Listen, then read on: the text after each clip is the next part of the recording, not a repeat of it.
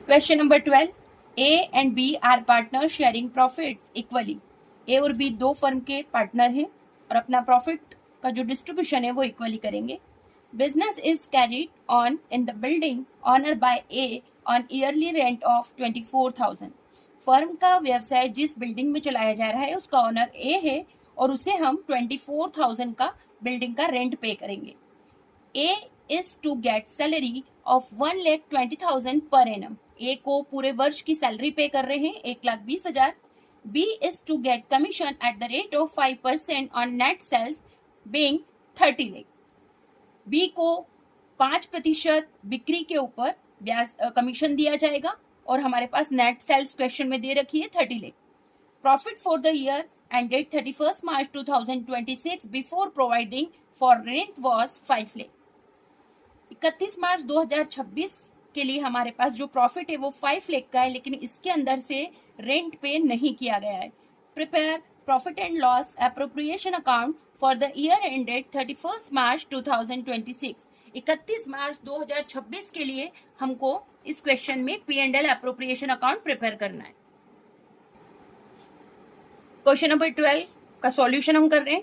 Profit and loss appropriation account for the year ended 31 March 2026। Credit side by balance BD. 5 lakh का question में हमें profit दिया था, लेकिन इसमें से रेंट माइनस नहीं किया गया है, तो हमने रेंट माइनस करने के बाद जो प्रॉफिट मेंशन किया है वो किया है 4,76,000। डेबिट साइड में लिखा है to salary to A 1,20,000, to commission to B 5,50,000, जो 30 लाख का 5% हमने कैलकुलेट किया है। क्रेडिट साइड की आपकी 4,76,000 में से आपने ये डेबिट का अमाउंट माइनस किया 2,70,000 जो हो रहा है, तो हमारा प्रॉफिट हो रहा है 2,06,000। ये 2,06,000 के प्रॉफिट को आप ए और बी में इक्वली डिस्ट्रीब्यूट करेंगे। 2,06,000 का 1/2 इक्वल टू 1,03,000 ए का पार्ट रहेगा और सेम अमाउंट 1,03,000 बी का पार्ट रहेगा। हमेशा टोटल एक लाइन में ही लगाना है, ऊपर नीचे मेंशन नहीं करना है। Question number 13, A B C are partner. 3 partner हमारे पास है A B C. The firm showed a profit of 83,000 for the year 2024। 2024 का हमें फर्म का जो प्रॉफिट है वो 83,000 दिया गया है।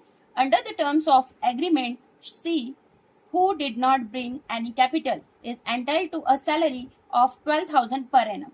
एग्रीमेंट के अकॉर्डिंग सी जो हमारा पार्टनर है वो फर्म के अंदर उसने कैपिटल नहीं लेके आया है, वो उसे हम सैलरी देंगे 12,000 ईयर के हिसाब से। Interest on partners capital is payable eight the rate of 5% per annum. Partners को फर्म की पूंजी पर 5% की दर से ब्याज दिया जाएगा। A and B have invested 60,000 and 1 lakh respectively। 2 partner, हमारे पास नंबर ऑफ पार्टनर 3 थे, लेकिन A और B ने फर्म में कैपिटल इन्वेस्ट की है। A ने 60,000 और B ने 1 lakh. C is also entitled to a commission at the rate of 5% on the profit। C को हम कमीशन दे रहे हैं 5% की दर से after charging salary and interest on capital. ये कमीशन उस अमाउंट पर दिया जाएगा जिसमें से सैलरी और हम इंटरेस्ट ऑन कैपिटल माइनस कर चुके होंगे। It was decided that 20% on the remaining profit should be transfer to donation fund. इसके बाद जो लाभ बचेगा उसका हम 20% निकालेंगे जो डोनेशन फंड में ट्रांसफर होगा। And the balance should be credited to A and B equally. और बाद में जो प्रॉफिट बचेगा वो ए और बी में इक्वली डिस्ट्रीब्यूट होगा। They withdraw 10,000, 9,000, 13,000 respectively. तीनों पार्टनर ने फर्म से पैसा विड्रॉ किया है।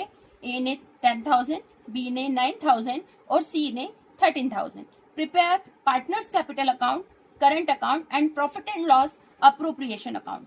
आपको इस क्वेश्चन में पी एंड एल अप्रोप्रिएशन के अकाउंट के साथ साथ पार्टनर्स कैपिटल अकाउंट और करंट अकाउंट भी ओपन करना है।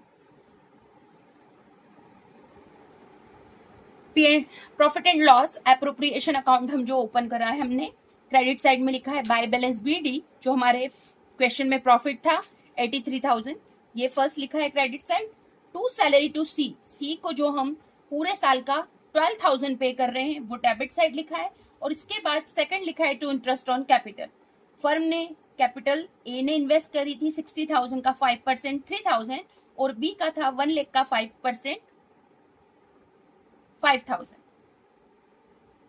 टोटल हमारा इंटरेस्ट ऑन कैपिटल है 8,000। अब ये 83,000 में से हम पहले 12,000 और 8,000 प्लस करके 20,000 हम माइनस करेंगे, तो जो हमारा अमाउंट बचेगा वो बचेगा 63,000।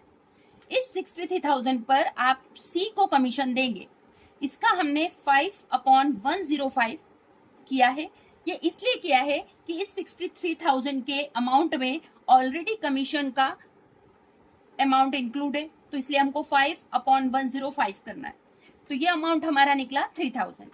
अब इस 60,000 में से यदि आप 3,000 भी माइनस कर रहे हैं, मतलब ये 83,000 का प्रॉफिट है, इसमें से ये 12,000, 8,000 और 3,000 माइनस कर रहे हैं, तो आपका जो अमाउंट बच रहा है वो बच रहा है 60,000।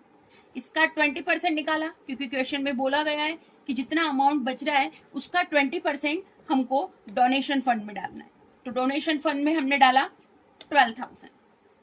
इसके बाद जो अमाउंट बचेगा, जो आपकी क्रेडिट में अमाउंट है 83,000, इसमें से आप ये सभी माइनस कर रहे हैं 12,000, 8,000, 3,000, 12,000, तो हमारे पास प्रॉफिट जो आ रहा है वो आ रहा है 48,000। 48,000 को दोनों पार्टनर्स के बीच में हम बराबर बराबर डिस्ट्रीब्यूट करेंगे।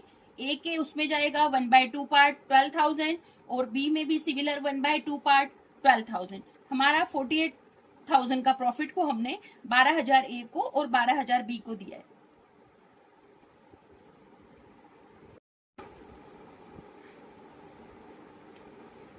कैपिटल क्वेश्चन में फिक्स मानी गई है, इसीलिए क्वेश्चन में कहा गया है कि पार्टनर्स कैपिटल अकाउंट भी ओपन करना है और आपको पार्टनर्स करंट अकाउंट भी करना है। दो अकाउंट ओपन करते हैं, उस कंडीशन में कैपिटल फिक्स होती है। तो फर्स्ट अकाउंट हमने ओपन किया है partners capital account. Credit side में लिखा बाय बैलेंस बीडी। यहाँ पर सी का कॉलम नहीं बनाया गया है क्योंकि सी ने फर्म के अंदर कोई भी कैपिटल नहीं लगाई थी। ए का 60,000, बी का 1 लाख और सेम यही बैलेंस आपने डेबिट साइड में ट्रांसफर कर दिया to balance C D 60,000, 1 lakh total दोनों की सिमिलर। इसके बाद जो सेकंड अकाउंट है वो है partners current account. Partners current account में हमने ए बी सी तीनों के कॉलम दिए। सैलरी हमने पे करी है सी को 12,000। इंटरेस्ट ऑन कैपिटल ए और बी को दिया है 3,000 और 5,000। कमीशन हमने जेड सी को दिया है 3,000। नेट प्रॉफिट जो हमारे पास 48,000 का था वो ए और बी में इक्वली डिस्ट्रीब्यूट हुआ 24,000, 24,000। डेबिट साइड आप आएंगे टू ड्रॉइंग। ए का जो विड्रॉ किया है 10,000, बी ने विड्रॉ किया है 9,000 और सी का 13,000। बैलेंस हम निकाल रहे हैं। ए के कॉलम की हमने क्रेडिट साइड की टोटल की 27,000, इसमें से 10,000 माइनस हुआ तो इसका बैलेंस आया 17,000। बी की टोटल की 29,000, जिसमें से 9,000 आप माइनस कर रहे हैं 20,000। सी के कॉलम की टोटल की 15,000, जिसमें से आपने माइनस किया डेबिट का अमाउंट 13,000, तो इसका बैलेंस आया 2,000। दोनों साइड की टोटल पार्टनर्स की इक्वल रहेगी 27,000, 29,000 एंड 15,000।